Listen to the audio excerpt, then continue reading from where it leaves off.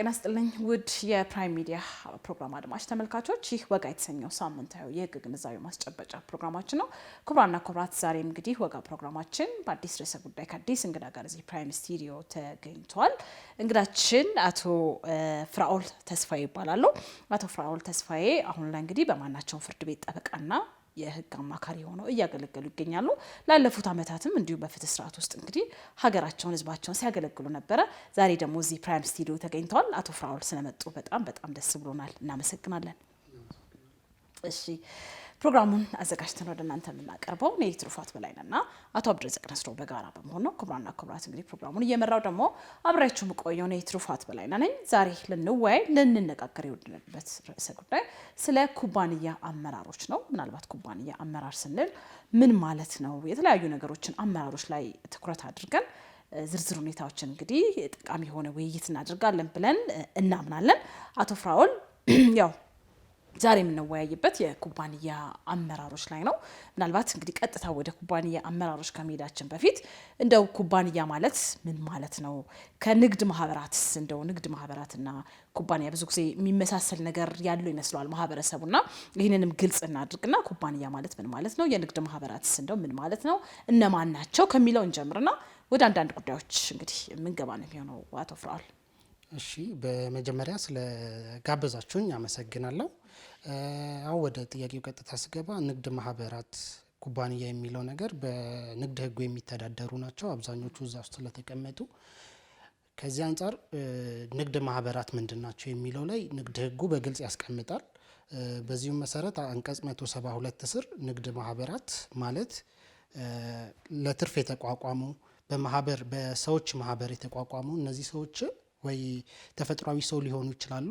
ከዛም አልፎ ደግሞ ይሄ ጁሪዲካል ፐርሰን የምንለው የድርጅቶች ሊሆኑ ይችላሉ እና ኢኮኖሚያዊ የሆነ ዘርፍ ላይ ተሰማርተው ጥቅም ሊያገኙ ኦር ትርፍ ሊከፋፈሉ የተስማሙ ይሆናል።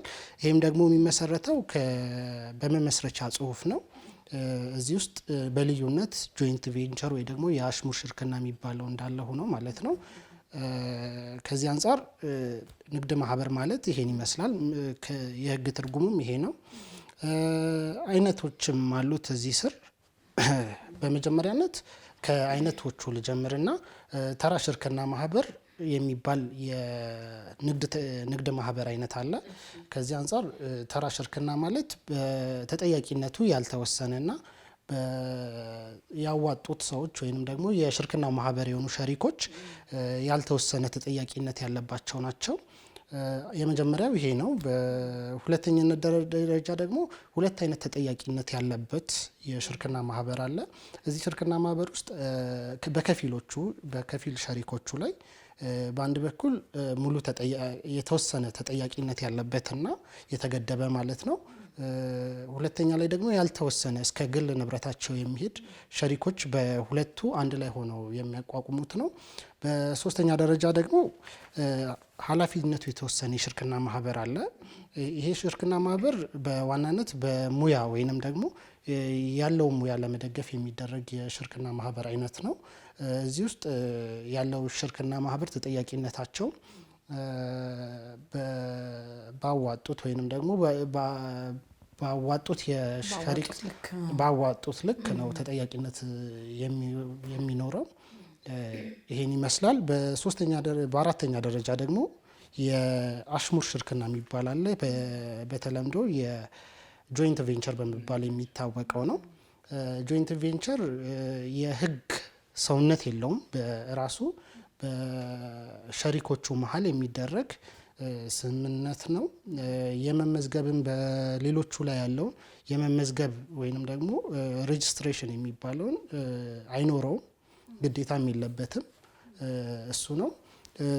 ስለዚህ ለሶስተኛው ግን ፐብሊሳይዝ መሆን አይጠበቅበትም። ያለውን መታወቅ የሚችለው ስራ አስኪያጁ ነው፣ እሱ ወክሎ ያለው ሰው ነው። እሱም ደግሞ ከታወቀ ወደ ተራ ሽርክና ማህበር ይቀየራል። ሸሪኮቹ ማን እንደሆኑ ከታወቀ ለፐብሊኩ ማለት ነው ለህብረተሰቡ ከታወቀ ወደ ተራ ሽርክና ማህበር እና ሁሉም የሸሪኮቹ በተራ ሽርክና መሰረት የህግ ተጠያቂነትም ሊኖርባቸው ይችላል እንደማለት ነው። ከዛ አልፎ ይሄን ይመስላል። ከዛ አልፎ ደግሞ ሌላው የንግድ ማህበር አክሲዮን ማህበር ነው። አክሲዮን ማህበር ከህግ አንጻር ዲፊኒሽኑ ያሉ በካፒታሉ በቀድሞ የተወሰነ እና ያለው ካፒታል ደግሞ ወደ ሼሮች የተከፋፈለ ሲሆን እነዚህ ሼሮችም ደግሞ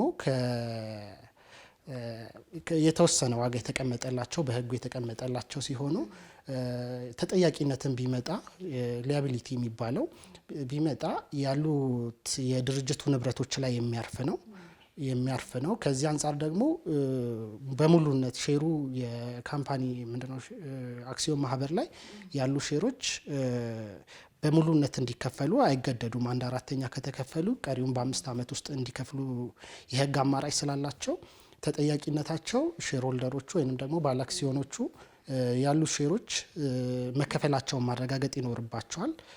ተጠያቂነታቸውም ደግሞ እስከ ድርጅቱ እስካለው ድረስ ነው።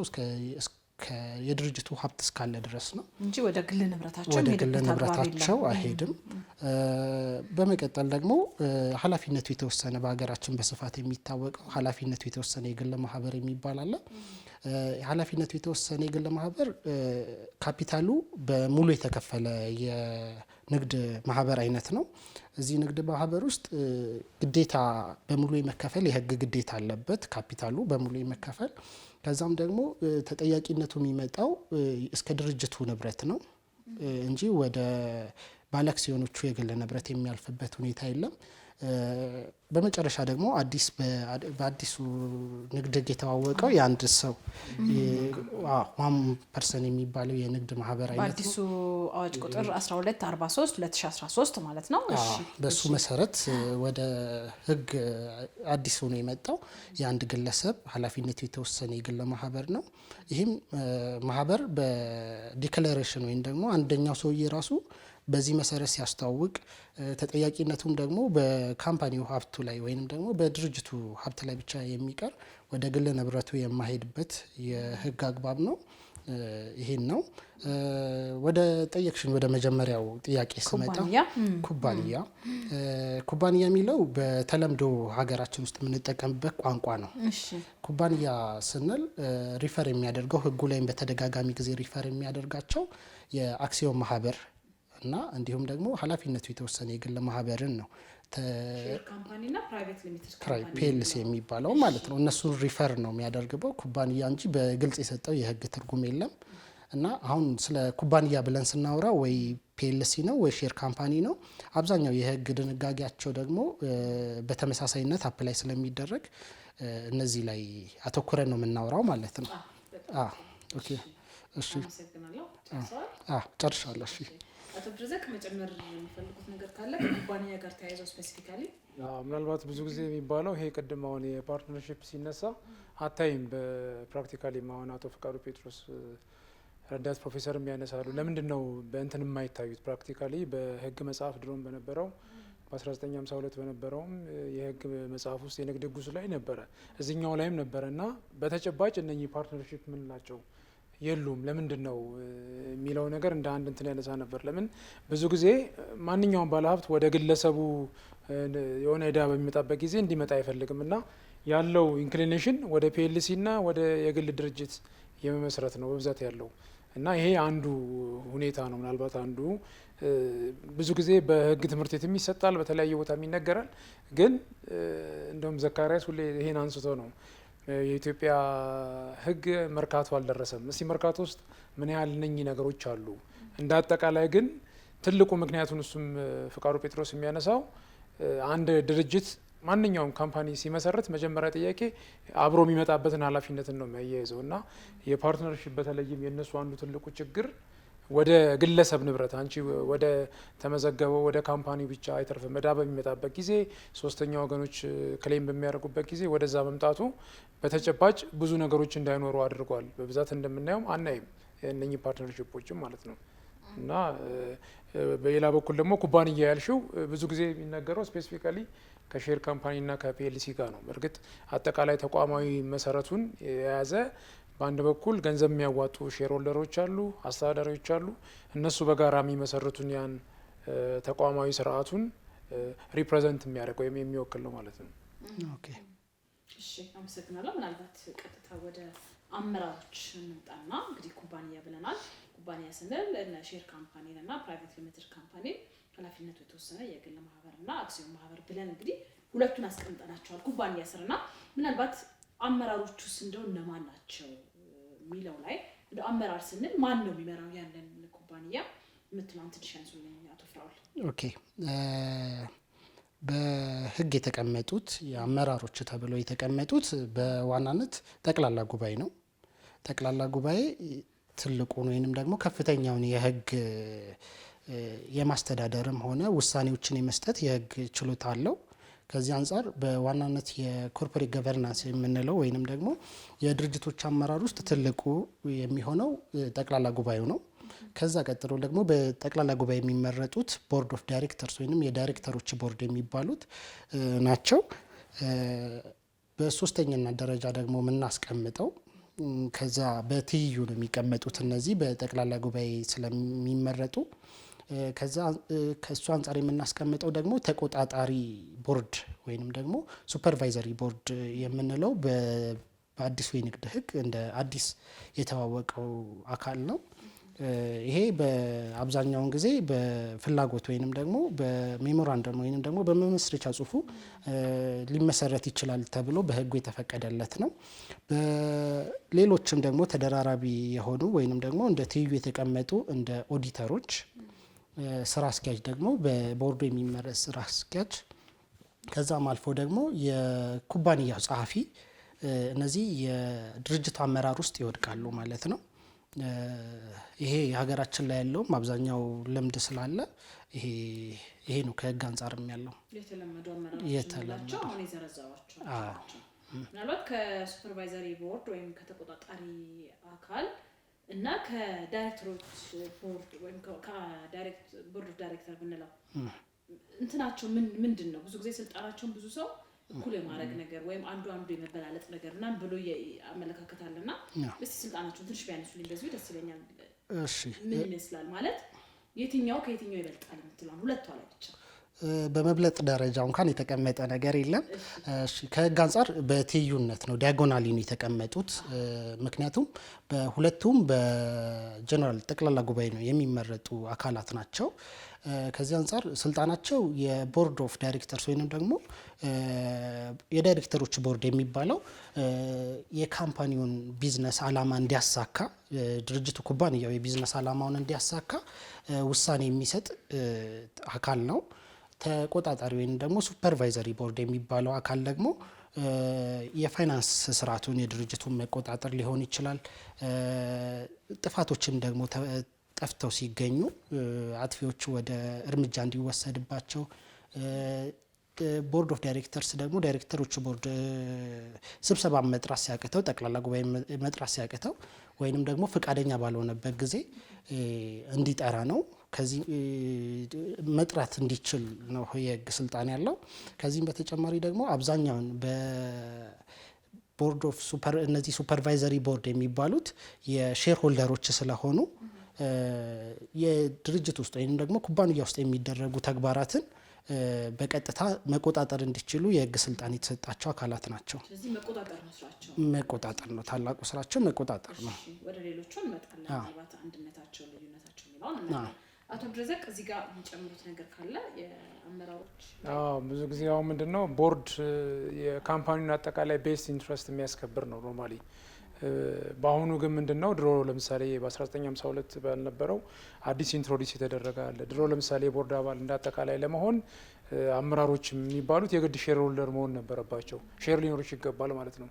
አሁን ግን ሁለት አይነት አፕሮች ይሄ ስቶክ ሆልደር እና ስቴክ ሆልደር የሚባል ሞዴል ነው የኢትዮጵያ ህግ ኢንትሮዲስ የሚያደርገው። ምንድነው ሼር ሆልደር ባይሆንም ሼርም ባይኖረውም የቦርድ አባል እንደሚችል ያሳያል። በሌላ በኩል ግን ሱፐርቫይዘሪ ቦርድ ያልሽው ላይ የግድ ሼር ሆልደር መሆን አለበት። አንደኛው ቤዚክ ዲፍረንስ ይሄ ነው። እዛ ላይ ለምሳሌ የሼር የሌለው ሰው ለምሳሌ ሱፐርቫይዘሪ ቦርድ ላይ ሊሆን አይችልም። እና ብዙ ጊዜ ግን ምንድነው ሱፐርቫይዘሪ ቦርድ ድሮ አልነበረም። በ1952 ያልነበረ አሁን በአዲሱ ኢንትሮዲስ የተደረገ ነው እና በዋነኝነት ያው የሼር ስላላቸው የቦርዶችን አጠቃላይ ማኔጅመንቱን የሚቆጣጠር ነው ማለት ነው። ስለዚህ ከእንትን ከፍ የሚል ይመስላል እንደ ሃይራርኪውን ስታዩ። ግን ብዙ ጊዜ ምንድነው ቱ ታየር ነው የሚባለው። በእርግጥ በዓለም ላይ ያለው ሁለት አይነት ሞዴል ነው። በአንድ በኩል ዋን ላይን ያለው አለ ሊደርሺፑን በተመለከተ፣ ይሄኛው ደግሞ የጀርመኒ አፕሮች ነው። ጀርመን በብዛት እንደዚህ አይነት አውሮፓ ውስጥ የተለመደ ነው እና ስለዚህ የቦርድ ኦፍ ዳይሬክተሮችንም ማኔጅመንቶችንም አጠቃላይ በዋነኝነት ግን ሼር ሆልደር መሆን አለባቸው። ሼር ሊኖራቸው ይገባል። የአባላቱንም ቁጥር ያስቀምጣል ህግ ከ3 እስከ 5 የሆኑ ናቸው በቁጥርም ደረጃ ማለት ነው። እሺ በጣም አመሰግናለሁ። ያው ጥሩ አድርጋችሁ ገልጻችሁልኛል። የንግድ ማህበር እንግዲህ በተፈጥሮ ሰው ስላልሆነ ግዴታ አመራር ያስፈልገዋል። ያንን የሚመራ ገቢውን የሚቆጣጠር ካፒታሉን በደንብ የሚያንቀሳቅስ ስለሚያስፈልገው ግዴታ በቦርድ ኦፍ ዳይሬክተር ተወክሎ ወይም ደግሞ በተቆጣጣሪ አካላት አማካኝነት ስራዎቹን ተግባራቶቹን ይፈጽማል ማለት ነው እንዳጠቃላይ ስናየውና ምናልባት ነው የዳይሬክተሮች ቦርድ እና ተቆጣጣሪ ቦርድ ማለት እንደው ልዩነታቸውና አንድነታቸውን አሁን ነካክታችሁልኛል። እንደው ልዩነታቸው አንድነታቸው ምን ይመስላል የሚለውን ትንሽ እናንሳ። አቶ ፍራኦል። ኦኬ አንድነታቸው የምንለው የቢዝነሱን ወይንም ደግሞ የኩባንያውን የንግድ ዓላማ ለማሳካት ነው ሁለቱም እዛ ያሉት። ከዛም በተጨማሪ ደግሞ ሁለቱም የሚመረጡት በጠቅላላ ጉባኤ ነው። እነዚህን ከንግድ ህጉ ላይ በግልጽ የተቀመጡ ስለሆነ ብዙ ልዩነትም ላይኖራቸው ይችላል። ግን ከአንዳንድ ጉዳዮች አንጻር ልዩነት ሲኖራቸው እነሱም አንድ ከቁጥራቸው አንጻር ብናይ በቦርድ ኦፍ ዳይሬክተርስ ወይም የዳይሬክተሮች ቦርድ ጠቅላላው አባላት ሊሆኑ የሚችሉት ከ3 እስከ 13 በሚደርስ ቁጥር ውስጥ ነው። በሱፐርቫይዘሪ ቦርድ ደግሞ በቁጥር ደረጃ ከ3 እስከ 5 ነው። በአባልነት ደረጃ ደግሞ ስናይ አንድ ባለአክሲዮን የሆኑ ናቸው ሱፐርቫይዘሪ ቦርድ ላይ በቦርድነት ማገልገል የሚችሉት ተቆጣጣሪ በሚባለው ቦርድ ላይ። ከቦርድ ኦፍ ዳይሬክተርስ ደግሞ አባል ግዴታ የአባልነት ግዴታ የለባቸውም። ከዛም በተጨማሪ ደግሞ ሌጋል ፐርሰናሊቲ ያላቸው ወይም ደግሞ ድርጅቶች እንደ ቦርድ ኦፍ ዳይሬክተርስ አባል ሊሆኑ ይችላሉ። ያለው ልዩነት ይሄ ነው። ምናልባት አቶ ፍራኦል እዚህ ጋር ከአውትሳይደር ወይም ደግሞ ቦርድ ኦፍ ዳይሬክተር ውስጥ ከውጭ ግዴታ ሼር ሆልደር መሆን የለባቸውም ብለዋልና ይሄ ነገር አይ ቲንክ በአዲሱ አዋጅ አዲሱ ነው። አስቀድሞ ድሮ ግዴታ ነበር። ግዴታ ሼር ሆልደር ሼር ከሌለሽ ኖርማሊ ቦርድ ኦፍ ዳይሬክተር መግባት አትችይም። ምናልባት እንትኑ ልታነሱልኝ ትችላላችሁ። ምንድነው ይሄ ማለት ለምንድነው እንደዛ እንዲሆን የተፈለገው? አውትሳይደር እንዴት ሊገቡበት ቻሉ? ለምን እንደው ህጉ ሲፈቅድ ምንን ቤዝድ አድርጎ ይመስላችኋል? ከዛ አንጻር ቦርድ ኦፍ ዳይሬክተርስ አሁን ላይ ንግድ አለሙ ራሱ በጣም ዳይቨርሲፋይ የሆነ ያለበት ነው። ቅድም እንዳልኩሽ ደግሞ ቦርድ ኦፍ ዳይሬክተርስ ላይ ውሳኔዎች የሚወሰኑት የቢዝነሱን አላማ ለማሳካት ነው ወይም ደግሞ የድርጅቱንና የተሻለ ኢኮኖሚ ተጠቃሚነት በኋላ ላይም ትርፍ ለማግኘት ስለሆነ ከዚህ አንጻር እዛ ውስጥ ሊገቡ የሚችሉ ሰዎች በአባልም ግዴታ ሳይሆኑ የተሻለ ልምድ የቢዝነሱ ዓለም እውቀትም ሊኖራቸው ይገባል በሚለው አመክንዮ ነው። አይ ቲንክ እሱም እንዳንድ ልክ እንደ ሚኒስተር ላይ እንዳለው እኮ ነው። ሚኒስተር ላይ ታስታውሻለች። ሚኒስተር ሲመረጥ አይዘር ከሁለቱ ምክር ቤት ወይም ከውጭ ይባላል። ለምንድን ነው ከውጭ ሲባል የተሻለ ኤክስፐርቲዝ ላይኖር ይችላል። ለምሳሌ ምክር ቤት እዚህ ጋርም እንደዚህ አለ። አንዳንዴ ምንድነው የራስሽ ኢንተረስት ብቻ ሲሆን የሆነ እንትን ያለ መሆን ነገር አለ። አውትሳይደር የሆነ ፐርስፔክቲቭ እንዲኖር ያደርጋል የሚል ነው አንዱ። ለምሳሌ ማለት የውጭ ሰውና አንዳንዴ በራስሽ ጉዳይ በራስ ጥቅም ብቻ የመታጠር ሁኔታ ይኖራል። በዋነኝነት ግን ምንድነው አንዳንዴ ገንዘብ ሳይኖራቸው በተለይም በእውቀት በተለያየ መልክ ኮንትሪቢዩት የሚያደርጉ ሰዎችንም አትራክት ለማድረግ ይመቻል። ምክንያቱም ሼር መግዛት አለብሽ። ሼር መግዛት ካለብሽ የሆነ ገንዘብ ማሟጣት ይኖርብሻል ማለት ነው። ይሄኛው ግን ገንዘብ ሳይኖረው ግን ለምሳሌ ዩኒቨርሲቲ የሚያስተምሩ በዛ ላይ ረጅም ሰዓት ልምድ ያላቸው ኖርማሊ በእንትን ላይ ሊቀመጥ ይችላል ነው የሚለው። ማለት ያው በሚሞራንደም እንትኑ ላይ ያስቀምጣሉ ምን ያህል እንደሆነ። ነገር ግን አላማው ምንድነው የድርጅቱን ብዙ ጊዜ ገንዘብ ሳይኖራቸው በእውቀት በምን እነሱ የመግባት እድል አልነበራቸውም እና ያ ደግሞ እዛው የሆነ ነገር ቢነሳ እነኛ ሰዎችም አስተዋጽኦ የማድረግ ነገር ይኖራል። እንደገና ደግሞ የውጭ ፐርስፔክቲቭ ስኪልም የተሻለ ሰውም ሊኖር ስለሚችል እነኚህን ሰዎች ማስገባት ዞሮ ዞሮ ዋናው የሚባለው ካምፓኒ ላይ የካምፓኒውን ቤስት ኢንትረስት ኦፍ ዘ ካምፓኒ ነው የሚባለው። ማለት የካምፓኒውን ጥቅም ማስከበር። ስለዚህ የካምፓኒውን ጥቅም በማስከበር ሂደት ውስጥ ደግሞ የተሻለ ባለሙያ ሰዎችንም ለማምጣት ይመቻል ተብሎ ነው። ልክ እንደ ሚኒስቴር ብለን ቅድም እንዳነሳ ነው ማለት ነው። ጥሩ አድርጋችሁ ገልጻችሁኛል። ምናልባት ራሽናሉንም አንስታችኋል እና በጣም ደስ የሚል ህግ ነው በዚህ ረገድ። ያው ሁሉም ሰው በጣም ጥሩ ህግ ነው ብለው ያለው ህግ ነው በዚህ ረገድ ማለት ነው። በተለይ ከቢኦዲ ጋር ቦርድ ኦፍ ዳይሬክተር ጋር የተያዘ ማለት ነው። አሁን ቦርድ ኦፍ ዳይሬክተርና ተቆጣጣሪ አካላት እንደው በአዲሱ የንግድ ህግ ላይ በግልጽ እንግዲህ ስፔሲፋይ ተደርጎ ኃላፊነታቸው ይሄን ይመስላል ብለው ይሄን የማድረግ ይሄን ያለማድረግ እዚህ ውስጥ የመሳተፍ እዚህ ውስጥ ያለመሳተፍ ምናምን ብለው በግልጽ ያስቀመጣቸው ነገር አለ። እንደው ኃላፊነታቸውን ደግሞ ብታነሱልኝ። ኦኬ ኃላፊነታቸው በቦርድ ኦፍ ዳይሬክተርስ እንጀምርና ቦርድ ኦፍ ዳይሬክተርስ የዳይሬክተሮች ቦርድ አንደኛ ስራው በሜሞራንደም የተቀመጡ ስልጣናትን በህግ ላይ የተቀመጡ እንዲሁም ደግሞ በጠቅላላ ጉባኤ የሚወሰኑ ውሳኔዎችን እንዲፈጸሙ በማድረግ ነው የመጀመሪያው ስልጣኑ። ከዛም አልፎ የሚወሰኑ ቢዝነሱን ይጠቅማሉ ተብለው የሚወሰኑ ውሳኔዎችን ማስተላለፍ ነው።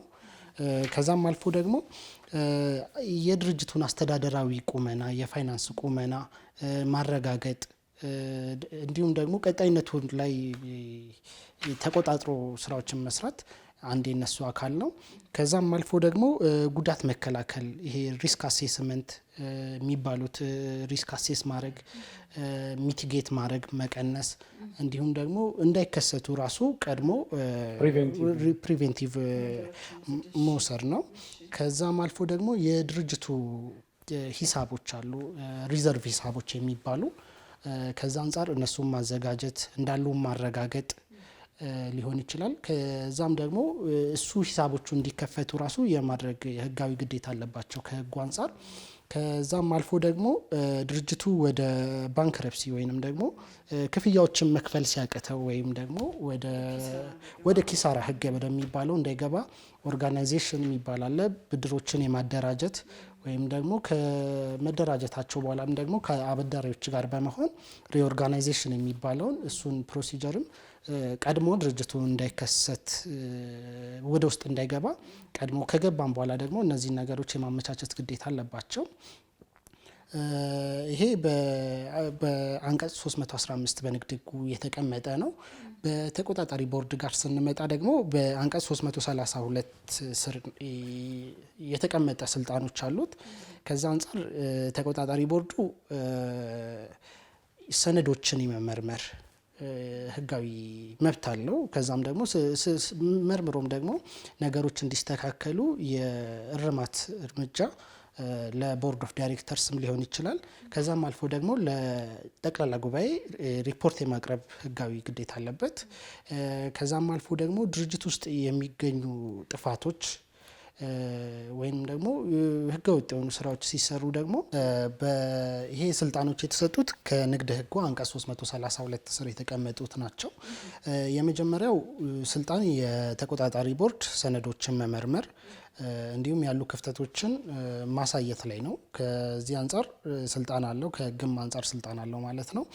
በተጨማሪም ደግሞ ቦርዱ ዳይሬክተር ኦፍ ቦርድ የሚባለው ስብሰባ መጥራት ካልቻለ ወይንም ደግሞ ካልፈለገ ተቆጣጣሪ ቦርዱ ጠቅላላ ጉባኤ በመጥራት እና በመምራት የመምራት ህጋዊ ስልጣን አለው። ከዛም አልፎ ደግሞ ዳይሬክተሮች ቦርድ ስብሰባ በሚያደርግበት ጊዜ ሀሳብ መስጠት ድምጽ ባይሰጥም ሀሳብ መስጠት ህጋዊ ስልጣን አለው።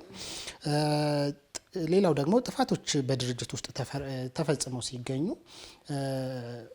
ጥፋቶቹ ላይ ምርመራ እንዲደረግ ማስደረግ ይችላል። ከዛም አልፎ ደግሞ የድርጅቱ ውስጥ ያለውን ይሄ ስህተቶች ወይንም ደግሞ ጥፋቶች ላይ እርምጃ እንዲወሰድ እንዲስተካከሉ ሀሳብ የመስጠት ህጋዊ ስልጣን አለው። ከዛም አልፎ ደግሞ የሰራቸውን ስራዎች ለጠቅላላ ጉባኤ የማቅረብ ሪፖርት የማድረግ ግዴታ አለበት። ሌላው ደግሞ በፋይናንስ ጉዳዮች ላይ ምርመራ የማድረግም ስልጣን አለው። ከህጉ ላይ በዝርዝር የተቀመጡ ስለሆኑ እነዚህ ናቸው ስልጣኖቹ።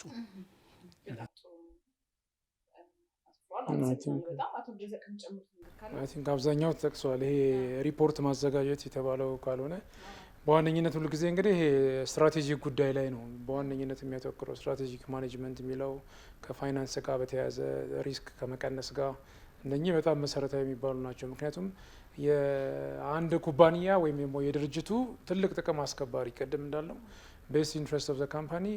ምክንያቱም በአንድ በኩል የኤጀንት ባህሪ ያለው እንደ ውክልናም ስለሆነ ያው ወካይ ሁልጊዜ አንድ ስራ በሚሰራበት ጊዜ ያው ይታወቃል በምን ያህል ልክ እንደ ራሱ አድርጎ ነው ህግም የሚያስገድደው። በሌላ በኩል ደግሞ የትረስቲ ኔቸርም አለው ይሄ ትረስት የምንለው። ስለዚህ በዋነኝነት ወደ ስትራቴጂክ ሆኖ አይ ቲንክ ዋና ዋናዎቹን ነገር አንስቶታል ፍራዋል። አብዛኞቹን ምናልባት በዚሁ አዋጅ ቁጥር 1243 ንዑስ ቁጥር 13 አንቀጽ 321 ላይ የማህበሩን ንብረት መረጃ እንዲሁም ደግሞ የንግድ እድል ለግል ጥቅምና ለሌላ ሶስተኛ ወገን አሳልፎ መስጠትም እንደሌለበት በግልጽ የሚያመለክት ነገር አለ። እንዲሁም ደግሞ በአንቀጽ 319 ላይም በጠቅላላ ጉባኤ ካልተፈቀደለት በቀር በራሳቸው ወይም በሶስተኛ ወገን ስም ከማህበሩ ጋር መወዳደር እንደማይችሉ ተወዳዳሪ ሊሆን እንደማይችሉ በግልጽ የተመለከቱ ነገሮች አሉ። ስለዚህ እንግዲህ የራሱን ጥቅም ሳይሆን የማህበሩን ጥቅም ማስጠበቅ እንዳለባቸው የቦርድ ኦፍ ዳይሬክተር እንዲሁም ደግሞ የተቆጣጣሪ አካላትን መብት ምንድነው ኃላፊነት ብሎ እንግዲህ በግልጽ የደነገጋቸው ነገሮች አሉ። ምናልባት የንግድ ህጋችን ለስንት አይነት ማህበራት ነው በቦርድ እንዲመራ? ምናልባት አሁን ቀጥታ በቦርድ የሚመሩና የማይመሩ የንግድ ማህበራት አሉና ለስንት አይነቶቹ ነው ለንግድ ማህበራት ናቸው የንግድ ህጋችን በየትኛው በቦርድ የትኞቹ በቦርድ ይመራሉ የትኞቹ በቦርድ አይመሩም የሚለው ላይ ግልጽ ነገር ያለው ይመስለኛልና የትኞቹ በቦርድ ይመራሉ የምትለውን ትንሽ ያንሱልኝ አቶ ፍራኦል። እሺ በዋናነት ቦርድ ስናወራ አክሲዮን ማህበር ውስጥ ያለ ነው። በአዲሱ ንግድ ህግ አንቀጽ 513 ግን በመመስረቻ ጽሁፍ ከተፈቀደ ወይንም ደግሞ መመስረቻ ጽሁፉ በዛ መንገድ የሚፈቅድ ከሆነ ሱፐርቫይዘሪ ቦርድ ወይንም ደግሞ ተቆጣጣሪ ቦርድ የሚል ሱፐርቫይዘሪ ሳይሆን ቦርድ ኦፍ ዳይሬክተርስ እንዲኖር ሊፈቀድ ይችላል የሚል ሁኔታ አስቀምጧል። እዚህ ላይ በልዩነት ከመጀመሪያ ከነበረው የቦርድ ወይንም ደግሞ አክሲዮን ማህበር ላይ ከነበረው የቦርድ ሁኔታ እዚህ ላይ የቦርድ የተቀመጠው ቁጥራቸውን አነሳ አድርጎ ነው። ከዚህ አንጻር ቦርድ ሊሆኑ የሚችሉት ከ3 እስከ 7 ያሉ ሰዎች ናቸው በብዛታቸው ሊሆኑ የሚችሉት እና በዚህ መልኩ ለፒኤልሲ ወይንም ደግሞ ኃላፊነቱ ለተወሰነ ግለ ማህበር እንደሚችል ሊኖረው እንደሚችል ቦርድ ኦፍ ዳይሬክተርስ ከህግ አንጻር አስቀምጧል። ይችላል ነው ሊኖረው ይችላል። አዎ አስገዳጅ ኦፕሽናል ነው በአማራጭ ነው ያስቀምጠው። ስለዚህ በዋናነት የሼር ካምፓኒ ወይም ደግሞ የአክሲዮን ማህበር ላይ እንደ ግዴታ ነው የተቀመጠው ቦርድ ኦፍ ዳይሬክተር። ስለዚህ እዛኛው ላይ ላያስፈልግም ይችላል በአማራጭ የተቀመጠ ነገር ነው። ስለዚህ እንደው የዳይሬክተሮች ቦርድ እንደው ስልጣንና ኃላፊነት ስልጣን ናቸው ላይ አክቹአሊ ቀድማ እንትናቸውን አንስተናልና እንደው ከተጠያቂነት አንጻር እስቲ እናንሳ። ተጠያቂነታቸው ምን ይመስላል? ሱፐርቫይዘሪ ቦርድም ያኛው ሁለቱም በመጀመሪያ ልናስነሳ የምንችለው የቦርድ ኦፍ ዳይሬክተርስ የሚባሉት ናቸው። እነሱ ላይ ተጠያቂነት ያላቸው ኃላፊነታቸውን ባለመወጣታቸው ድርጅቱ ላይ አበዳሪዎቹ ላይ እንዲሁም ደግሞ ባለአክሲዮኖቹ ላይ ሊደርስ የሚችል ጉዳት ላይ በጋራና በተናጠል ኃላፊነት አለባቸው። ይሄን ብዙ ሰው የኛ ሰው ኢትዮጵያ ውስጥ ያለ ቢዝነስ ኮሚቴ ይሄን በብዙ አይረዳውም። ኦልሞስት የሚመስለው ስልጣን እንዲሁም ደግሞ ገንዘብ የሚያገኝበት ሁኔታ አድርጎ ነው የሚያየው እንጂ ተጠያቂነት አለው። ይሄ ተጠያቂነት ደግሞ ፐርሰናሊ ወይንም ደግሞ ሰውየው እስከ ላደረሰው ጉዳት የሚመጣበት ሁኔታ አለ። እስከ ሰውየው ንብረት ማለት ነው እስከ ቦርዱ አባል እና ያለው ዲፌንስ ራሱ ሊሆን የሚችለው በትጋት ሲሰራ እንደነበር ነው። እሱን ነው ማሳየት ያለበት እንጂ ማሳየት ያለበት ከዚህ አንጻር ስምምነት ማድረግ ከድርጅቱ አልጠየቅም ተብሎ ከማህበሩ ጋር የሚደረግ ስምምነት ህጋዊ ውጤት አይኖረውም። ከዛም በተጨማሪ ደግሞ ጥፋቱን ራሱ ቢያጠፋ ከማህበሩ እኔ ሸፍንለታለሁ ብሎ ቃል ሊገባለት አይችልም። እነዚህም ደግሞ አንድ ከቸልተኝነት በሚደርስ ጉዳት፣ ኃላፊነትን ባለመወጣት እንዲሁም ደግሞ እምነት ማጉደል የሚባለውን የወንጀል ህጉን በሚያደርሰው ጉዳት ላይ የሚደረጉ ስምምነቶች ህጋዊ ውጤት አይኖረውም። እንደ ዲፌንስ ደግሞ ዲፌንስ ማለት እንደ መከራከሪያ ሀሳብ መከላከያ የሚያቀርቧቸው ሁኔታዎች አሉ። ከዚህ አንጻር ቦርድ ኦፍ ዳይሬክተርስ ሲሰራ የነበረው በትጋትና ጉድ ፌዝ የሚባለው ወይ ደግሞ በቅን ልቦና ሲሰራ ነበር የሚለውን ነው። ሁለተኛ ላይ ደግሞ የተወሰኑ ውሳኔዎች ካለው መረጃ አንጻር ትክክለኛ ወይም ከቀረበለት መረጃ አንጻር ትክክለኛ ነው ብሎ አምኖ ሲወስን ነው። በሌላነት ደግሞ የጥቅም ግጭት የለውም የሚለውን ካስረዳ ነው። ከዚህ አንጻር ሊኖር የሚችለው ሌላ ዲፌንስ ውሳኔዎቹ ሲወሰኑ ዲሴንቲንግ ኦፒኒየን ወይንም ደግሞ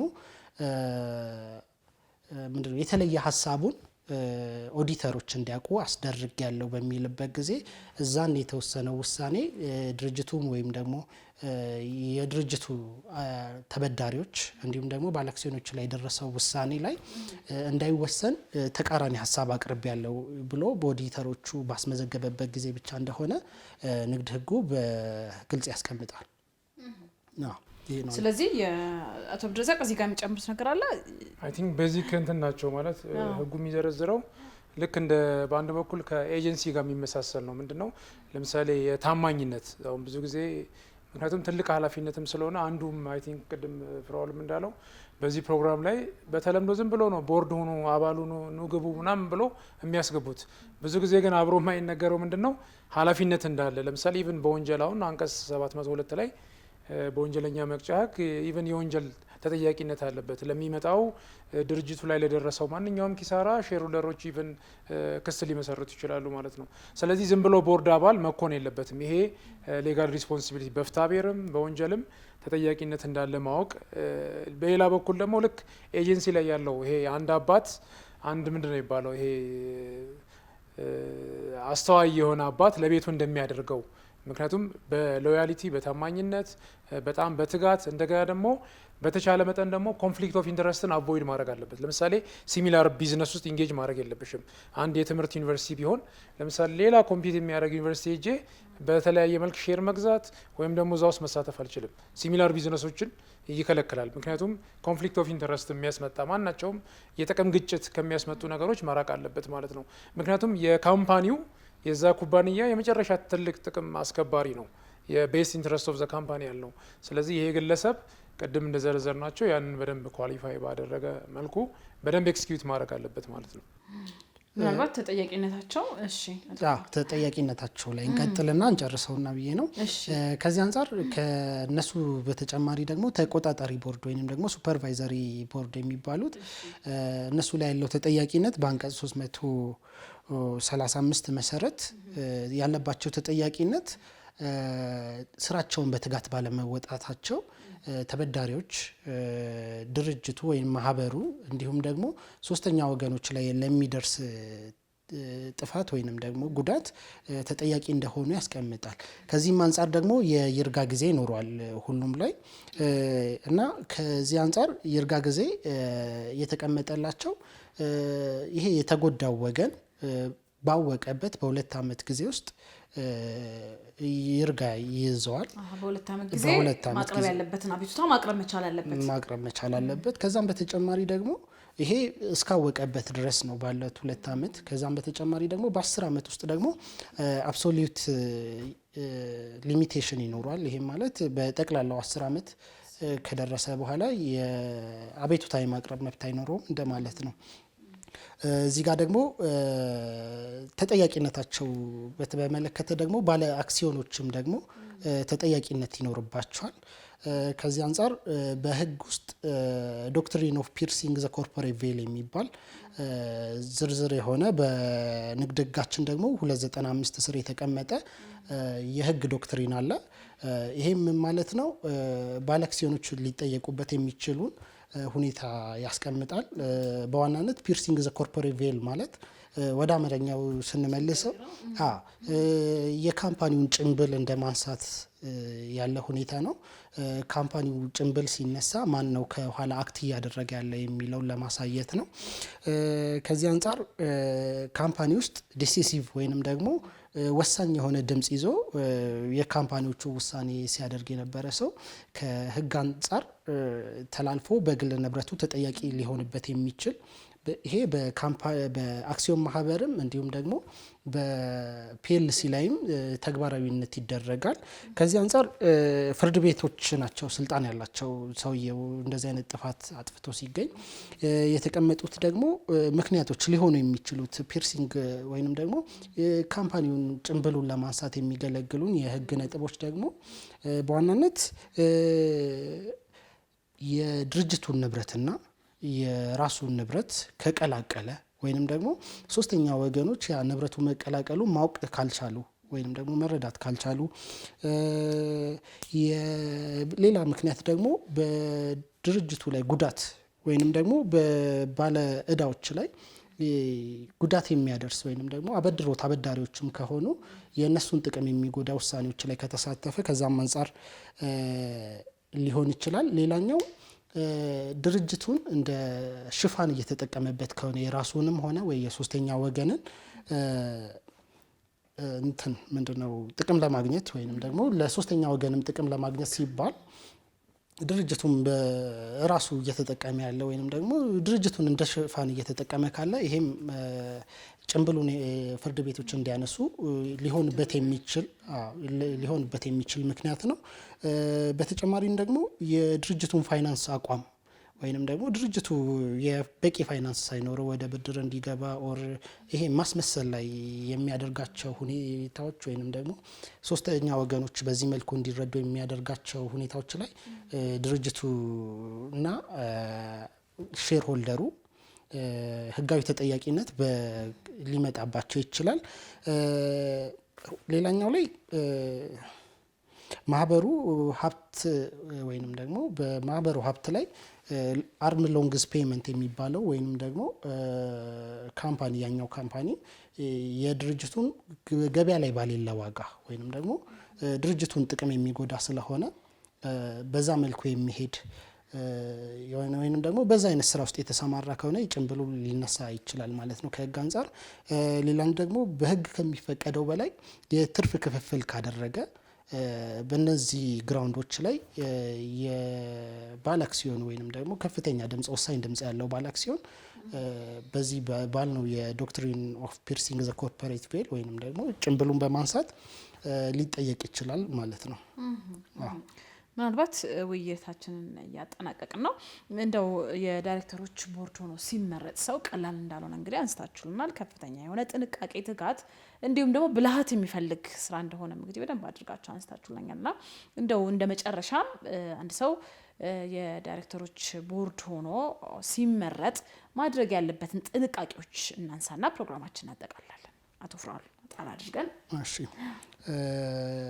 አብዛኛው ጊዜ ቀደም እንዳነሳ ነው ሀገራችን ላይ የሚደረገው ይሄ የቦርድ መረጣ ወይ በሰው ቅርበት ነው ኦር ደግሞ ወይ ጥቅም ለማግኘት ሊሆን ይችላል። ግን ከዛ አንጻር ትላልቅ ህጋዊ ተጠያቂነቶችንም ወደ ሰውየው ወይም ደግሞ ቦርዱ አባል ሊያመጣ ይችላል። ከዚህ አንጻር ሊደረጉ የሚገቡ ሁኔታዎች በመጀመሪያነት ታማኝነት ነው። የቦርዱ አባል ለድርጅቱ ወይም ደግሞ ለኩባንያው ታማኝ በሆነ መልኩ ነው ስራውን መስራት ያለበት።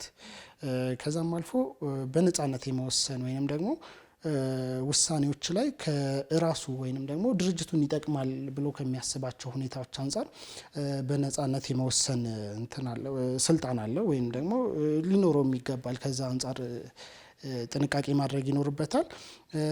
ሌላው ከትጋት ዲው ዲሊጀንስ የሚባለው እና ከብልሃት አንጻር ነው ውሳኔዎች መወሰን ያለባቸው እና ሰውየው በተቻለው መጠን እነዚህን ማድረግ ይኖርበታል። ከዛም በተጨማሪ ደግሞ ውድድር መከላከል የሚባለው ወይንም ደግሞ ኮንፍሊክት ኦፍ ኢንተረስት በሰውየው ወይንም ደግሞ ባለ አክሲዮኑ ላለው የቦርድ አባሉ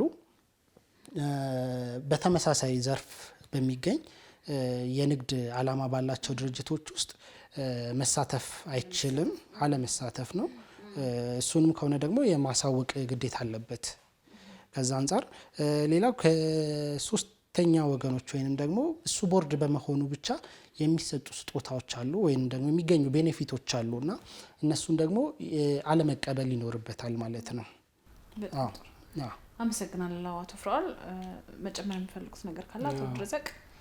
እንግዲህ ቅድም ማለት አይ ቲንክ ዋና ዋናዎቹን አንስተናል። ብዙ ጊዜ ሰዎች ይህንን አብረው አያዩትም። በተለይም አሁን ባንክ ላይ ብትወስጁ በጣም ሲሪየስ ነው። አሁን የባንክ ፕሬዚዳንቶች፣ ዳይሬክተሮች አሁን በብሔራዊ ባንክ የሚጸድቅበት ጊዜ ኢቭን የአጠቃላይ የሰውየውን አጠቃላይ ሁኔታ ይገመገማል ማለት ፐርሰናል ኢቭን መጽደቅ ሁሉ አለበት። አሁን በባንክ ከወሰድሽው የኮርፖሬት ሪስፖንሲቢሊቲ በጣም ትልቅ ነው። ምክንያቱም የባንኩ አጠቃላይ ጥቅም አስከባሪ በመሆኑ ማለት ነው። ምናልባት ሰዎች ዝም ብለው ነው አስዩ የሚያደርጉት። ከመጣ በኋላ ግን ቅድም አብረን እንዳነሳ ነው የወንጀልም የፍትሐ ብሔር ኃላፊነት እንዳለ፣ በሌላ በኩል ደግሞ ያ ስራ በሚሰራበት ጊዜ ልክ እንደ ራስ ድርጅት ምክንያቱም ብዙ ጊዜ አሰምሽኑ ልክ ኤጀንሲ ላይ እንዳለው ሰዎች የሰው ስራ ሲሰሩ እንደ ራሳቸው ስራ አይሰሩም የሚለው አሰምሽን ያለውና ይሄኛው ደግሞ ልክ አንድ መልካም አባት ለቤተሰቡ ፐርፎርም እንደሚያደርገው ነው። ምክንያቱም እንደ ኤጀንትም ስለሆነ ዞሮ ዞሮ ማንኛውም ነገር ቢሰራ የድርጅቱን መልካም ጥቅም ይሄ ልክ ህጻናት ላይ አሁን ቤስት ኢንትረስት ኦፍ ዘ ቺልድረን የሚባለው ወደ ካምፓኒ ስናመጣው ቤስት ኢንትረስት ኦፍ ዘ ካምፓኒ ነው። ስለዚህ እያንዳንዱ ድርጊት ከራስ ጥቅም አንጻር ሳይሆን የድርጅቱን ጥቅም ከማስከበር አንጻር በደንብ አይቶ ያንን ማድረግ አለበት። በሌላ በኩልም ደግሞ ኃላፊነት እንዳለ በደንብ ማወቅ አለበት። ድርጅቶች ደግሞ ይሄን ነገር መናገር አለባቸው። ብዙ ጊዜ ካየሽው አይነግርሽም። ቦርድ ግቢ አባል ሁኚ እንደዚህ ይሉሻል።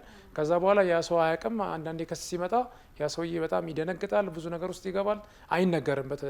ድርጅቶችም ይሄን ነገር የማሳወቅ ነገር ቢኖር አይ ቲንክ ጥሩ ነው። ይሄ እንደ ሚዲያ እንደ አንድም እንዳስተማሪ ፕሮግራም ስለሆነ ድርጅቶች ይሄ ኃላፊነት አለ እንደዚህ ማድረግ ይኖርባቸዋል ብለው አይ ቲንክ የሆነ ኢንፎርሜሽን መስጠት አለባቸው እንጂ ዝም ብሎ ማስገባትም የለባቸውም። በዚህ አጋጣሚ አይ ቲንክ ለአድማጭ ለተመልካቾቻችን ይህን ኢንፎርም ማድረግ አለብን። ጥሩ የሆነ ውይይት አድርገናል። አቶ ፍራኦልም እዚህ ጊዜዎትን አጣበው ነው እዚህ ፕራይም ስቱዲዮ የተገኙልን። በቀጣይም እንግዲህ እንግዳ ሆነው ደግሞ በአንድ ፕሮግራም እንደምንገናኝ ባለሙሉ ተስፋ ነኝ። ለዛሬው እንግዲህ እጅግ አድርገን እናመሰግናለን። አቶ አብዱረዛቅም እንግዲህ ፕሮግራማችንን አጠቃለናል። አመሰግናለሁ። ቴንክ ዩ ቬሪ ማች። ክቡራና ክቡራት የፕራይም ሚዲያ ወጋ ፕሮግራም አድማጭ ተመልካቾች ፕሮግራማችን እስካሁን ያያችሁትን የተከታተላችሁትን ይመስል ነበረ። ጥሩ የሆነ ግንዛቤ እንደጨበጣችሁበት ባለሙሉ ተስፋ ነን። በቀጣይ በአዲስ ርዕሰ ጉዳይ ከአዲስ እንግዳ ጋር የምንገናኝ ነው የሚሆነው። እስከዛው ቸር ሰንብቱልን።